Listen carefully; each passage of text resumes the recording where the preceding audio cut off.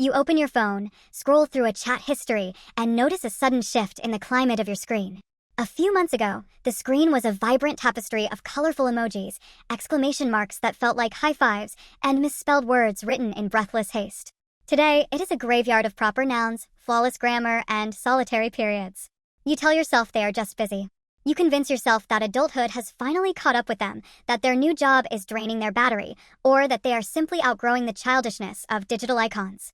You make excuses because the alternative is too heavy to carry. The reality, however, is much colder. They did not lose their phone etiquette, and they did not suddenly become corporate drones who forget how to smile through text. They simply withdrew their enthusiasm. They put your conversation on energy-saving mode. The transition from a chaotic storm of laughing emojis to a single, cold, mathematically precise period is not a sign of a busy life.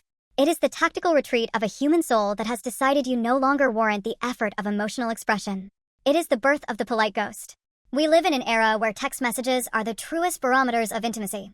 When someone loves you, or when they are deeply invested in your presence, their text messages reflect a certain kind of beautiful chaos. They type like they breathe, rapidly, unevenly, leaving trails of typos that they do not care to fix because the urgency of sharing the thought outweighs the perfection of the delivery. They use 3 exclamation marks instead of 1 because a single line feels too flat to contain their energy.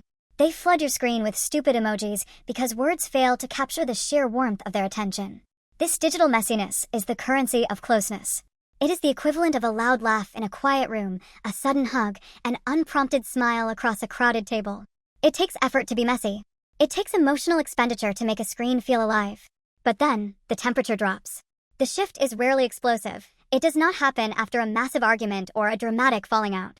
It happens like the coming of autumn, one falling leaf at a time. The first thing to vanish is the double text. Then, the emojis start to disappear, replaced by standard, safe words. Eventually, the punctuation arrives. A period at the end of a text message used to be grammatically correct.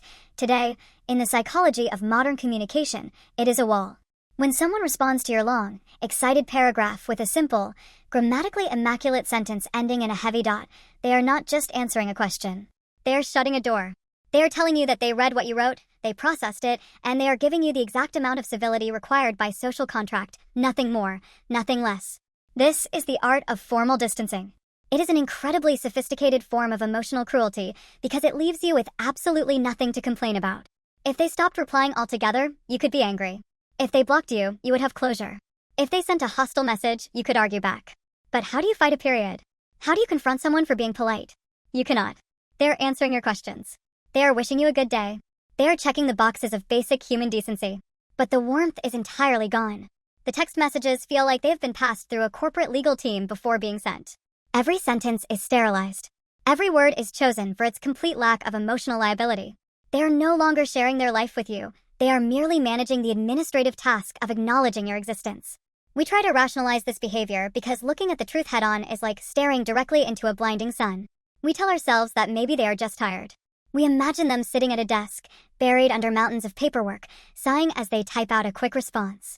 We tell ourselves that their text style changed because they are maturing, becoming more grounded, or perhaps they are just going through a phase. But deep down, in that quiet, honest corner of your mind that you try to ignore, you know exactly what is happening. You know it because you have done it to others.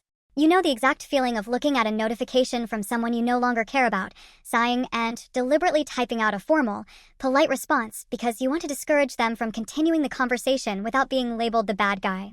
You know that a period is the ultimate tool for keeping someone at arm's length while maintaining the moral high ground. The truth is, nobody is ever too busy to type a laughing emoji if they actually found something funny. Nobody is too exhausted to add an extra letter to a word to make it sound warmer if they cherish the person on the other end. The busiest people in the world still find the time to send chaotic, unstructured, affectionate messages to the people who matter to them.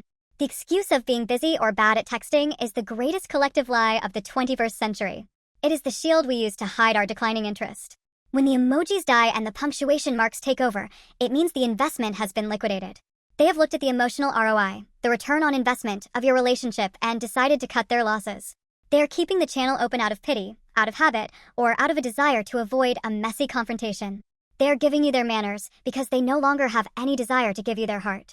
When you finally realize this, the illusion shatters completely. You stop analyzing the timestamps. You stop wondering if their phone battery is low or if their workload is too heavy. You look at that solitary period at the end of their message, and you see it for what it truly is, a tombstone for the enthusiasm that used to live between you. You realize that you cannot force someone to be excited about you. You cannot beg for the return of an exclamation mark. You accept the cold, polite reality for what it is. You close the app, lock your phone, and decide to leave the graveyard behind, finally understanding that the most definitive way someone tells you it is over is by treating you with perfect, chilling courtesy. They used to break the rules of grammar just to speak to you. Now they use perfect punctuation to keep you silent.